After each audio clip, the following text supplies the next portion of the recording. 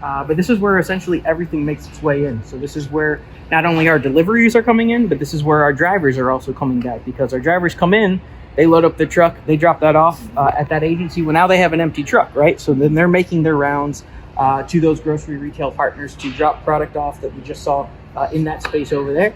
So as you can see, it's a fairly busy dock for us right now. But this is all product that will be going into our inventory system for our partner agencies to then be able to order. So, but in terms of our distribution for Central Ohio, we are actually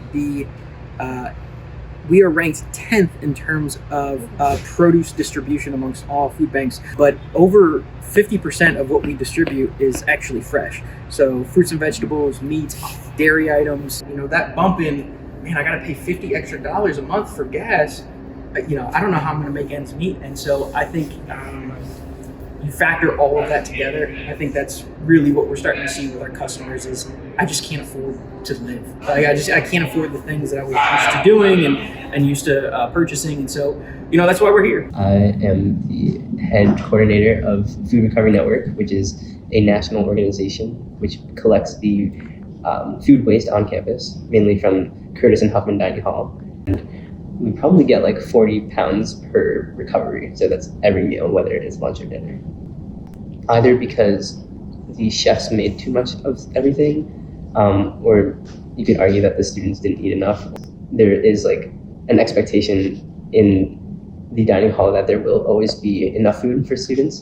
Denison needs to keep this image up that we have enough, and enough means having surplus, having too much, which ends up either going in the compost or landfill, or the organizations that we work with, such as the United Church of Granville or the Salvation Army, and there's another one, that's the Newark Homeless Outreach. Like Food Recovery Network doesn't directly tackle those issues, so in that regard, Food Recovery Network is like not the long-term solution that I would push for. We have different volunteers on different shifts every day of the week, and sometimes there's some miscommunication about whether or not we're recovering that day or not. So we've had times where Bon Appetit will be throwing the food in the compost when we get there, and then we can't recover it because it's already contaminated. In general, Bon Appetit is like very supportive of us doing this because they also don't want to see their freshly made food go into the garbage. Create more events that have conversations with the public about our food usage and food waste, and when enough is enough. In a society that's driven by always having more and always like mass consumption, we expect that there's always going to be enough there, and we want it to look as if there is enough, which makes sense in our brains, but it is creating a lot of waste. Yes, we have a waste tracking program called Waste Not 2.0. It's a newer version. We've just started it this semester here. It does track all the pre-consumer waste, so everything from our kitchens, whether it's during production, whether it's overproduction when that happens, whether it's just any spoilage or anything like that. And it tracks, what type and then where it ends up, whether it's hopefully for like production, if it's food scraps, it's composted, and whether or not it goes to landfill, and also any donations we make. In the fall, we did host a Weigh the Waste event to kind of work with some student groups. I believe it was the Green Team. Oh, nice. To see how much waste would be for one meal period, and to engage the students in that subject. We had about, I think, over one lunch period at Huffman, they had about 50 pounds of food waste. Just the whole food process can be very costly in terms of growing the food, transporting the food here. Right there, you have a huge amount of cost. So especially for that to just go bad or get wasted, there are a lot of composting fees that Denison takes on, to handle that waste responsibly. But it does add a good amount of expense. So it's kind of like from start to finish, from the very start of the production of the food all the way through till afterwards. That there's many expenses included.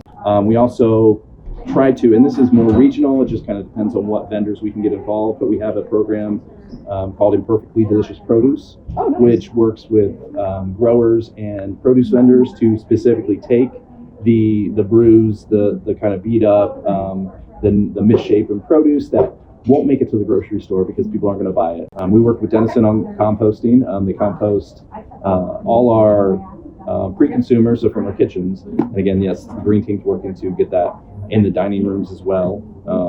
Our vegetable waste is recycled through our vendors that handle that for us. And there's even been talks with Green Team and the Sustainability Committee on a biodigester.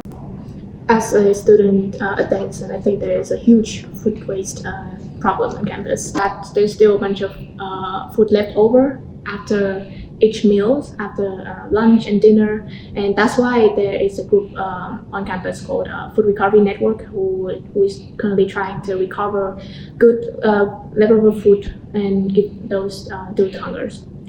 I think the food quality here is not excellent, and that's why students just are not embracing the food in dining halls much.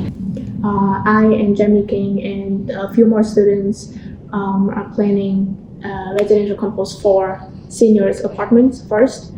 We just want to put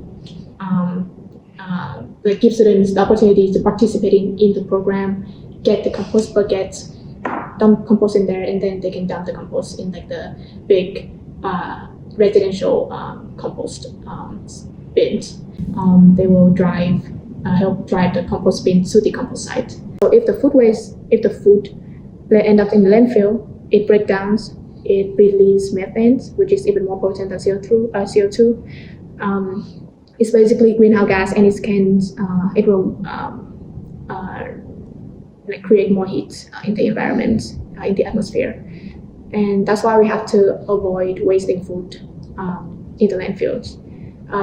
And by composting, we'll have the food becomes like fertilizer for the soil. The soil with rich nutrition and fertilizer can then help with like planting, gardening. In the future, I think there will be a culture shift in sustainable practices on campus, and it's not just gonna be composting. It will also has to do with like recycling and like reducing like energy consumptions. It will start growing. Yeah, I believe. We vocalize that to them, unless we advocate them, unless we like put it to the CGA, and then from the CGA to the faculty, and then administrations.